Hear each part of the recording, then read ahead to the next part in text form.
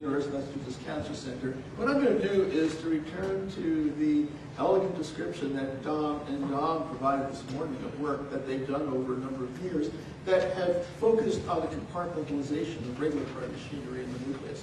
And I want to end by showing you a couple of approaches that we've been trying to develop where we can begin to mechanistically understand, one, how you actually compartmentalize transcriptional regulatory machinery, and secondly, how you retain it.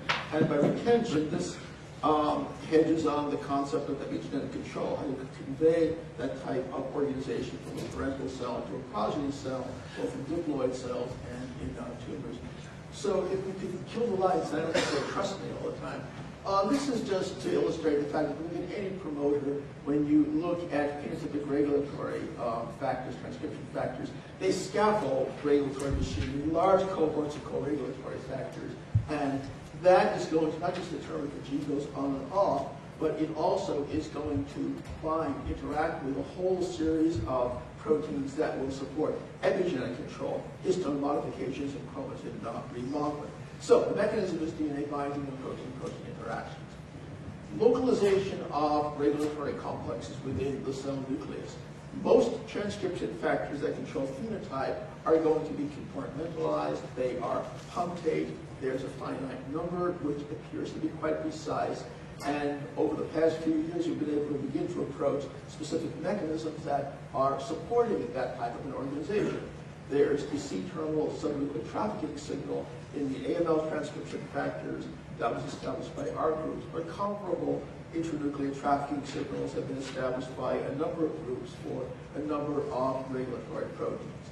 So the question of how do you retain regulatory information that's organized in this type of a manner during cell division, and if we could kill this slide over here, it's very strikingly illustrated here because what you see is a dividing cell with blue chromosomes, and you can see that the AML transcription factor is in fact located on the chromosomes.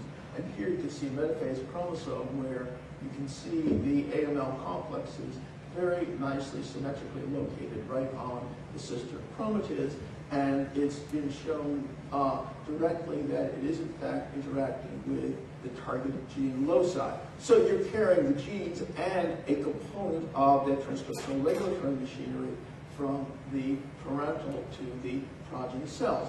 Now, what came out of these studies was when we looked at the AML transcription factor, and subsequently when we looked at other tissue-specific transcription factors, BioD, CBP, the common denominator was that these factors were interacting and being carried with the target genes and controlling genes that support both cell cycle control, differentiation, but also RNA polymerase I genes, ribosomal gene expression. And here you can see the nucleolus, and here you can see, in this case, the AML transcription factor complexed with two of the co-regulatory proteins. In a tumor cell, you find an analogous situation because if we draw on AML leukemia, the most common chromosomal reciprocal translocation with AML leukemia is an E21 translocation. You end up with a fusion protein designated AML-ETO, and that exhibits the same type of a chromosomally associated pattern, and it controls protein synthesis as well as the phenotypic genes.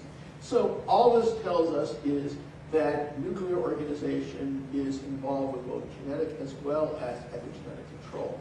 So what can we draw on this with respect to therapy? Well, there are two proof of principle studies that we carried out over the past few years. The first is looking at breast cancer metastasis to bone.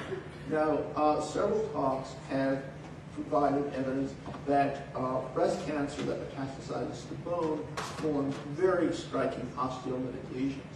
Now, the bone proteins in a breast tumor cell that metastasizes to bone are controlled by AML.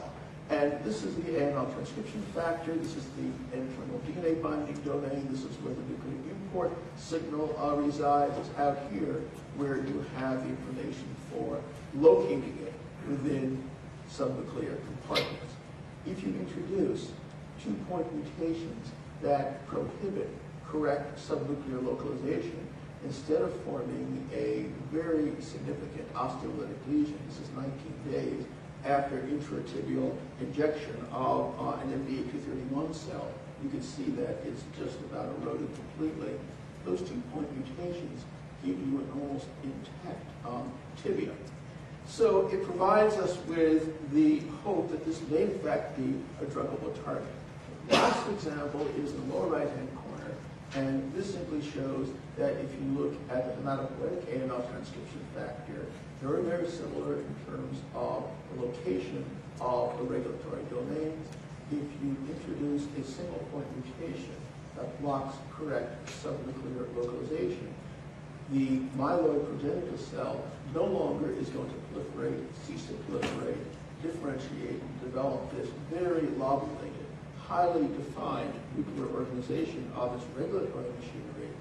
Instead, what it does is it continues to proliferate and looks very blast-like.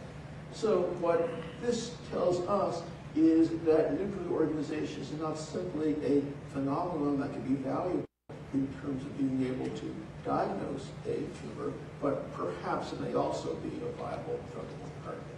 So I'm going to stop here, and I'm going to subject myself to any questions. Great. Questions for Gary?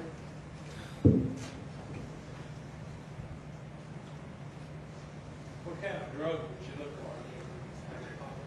Well, here I would look for a small molecule that could go ahead and recognize AML rather than AML, which has a different subnuclear trafficking signal. Why? Because if you don't want to go ahead and block myeloid differentiation, here you don't want to go ahead and to block a tumor met and induce osteoporosis.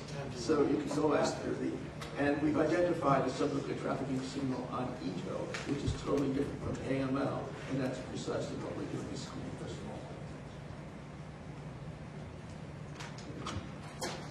Any other questions for Gary? Okay, we'll break till 3:20.